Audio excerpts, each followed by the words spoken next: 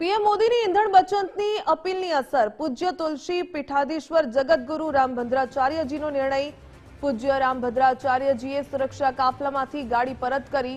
પૂજ્ય રામભદ્રાચાર્યજીએ સુરક્ષામાં મળેલી ગાડી પરત કરી દીધી છે અને ઈંધણ બચાવવાના ઉદ્દેશ્યની સાથે આ સરકારી વાહન પરત સોંપ્યું।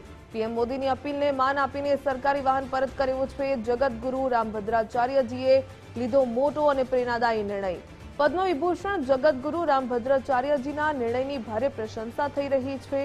દેશ હિત અને પર્યાવરણના હિતમાં લેવાયેલા નિર્ણયના ઘેરા પડઘા પડ્યા।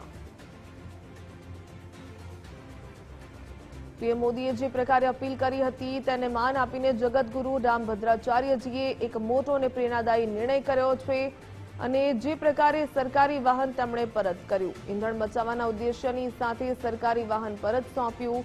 પ્રધાનમંત્રી નરેન્દ્ર મોદીની અપીલને માન આપીને સરકારી વાહન પરત કર્યું।